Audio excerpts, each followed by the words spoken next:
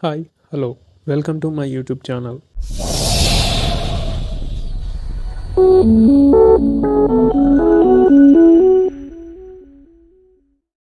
ఒక్కోసారి ఎలాంటి అంచనాలు లేకుండా చూసే సినిమాలు చిన్నపాటి ఆశ్చర్యానికి గురిచేస్తాయి.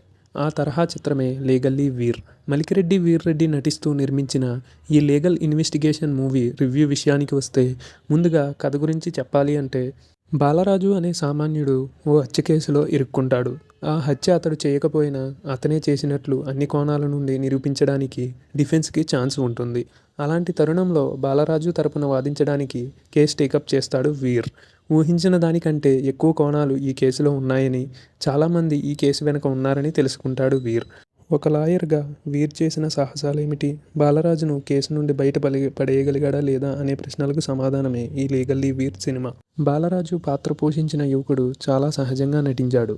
బాలరాజు భార్య పాత్ర పోషించిన యువతి కూడా చక్కగా పాత్రలో ఇమిడిపోయింది. సీరియల్ నటి తనూజ పుట్టస్వామి ఈ సినిమాలో కీలక పాత్రలో మెప్పించింది. ఓ సామాన్య ఆధునిక యువతిగా ఆమె పాత్ర అండ్ పెర్ఫార్మెన్స్ రిలేటబుల్గా ఉన్నాయి.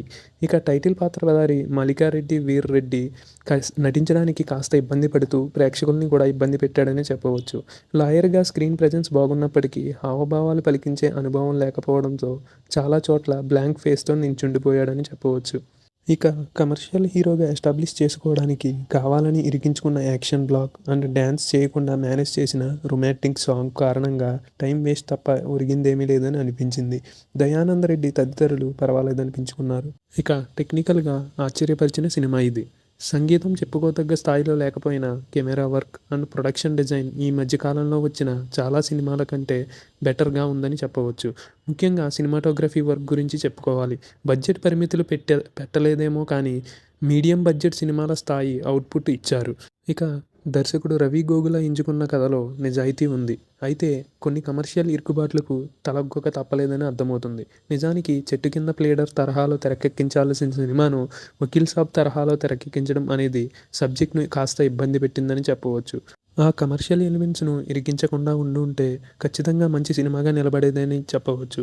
అయినప్పటికీ స్క్రీన్ ప్లే విషయంలో తీసుకున్న జాగ్రత్తలకు కథను మరీ ఎక్కువగా డీవియేట్ చేయకుండా నడిపించినందుకు దర్శకుడు రవి గోగులకు ప్రశంసించాలని చెప్పవచ్చు.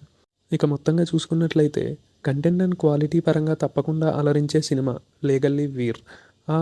అనవసరమైన కమర్షియల్ ఎలిమెంట్స్ లేకుండా కాస్త బెటర్ పెర్ఫార్మెన్స్ ఇచ్చే కథానాయకుడు ఉంటే సినిమా ఖచ్చితంగా అబోవ్ యావరేజ్గా నిలిచేదని చెప్పవచ్చు.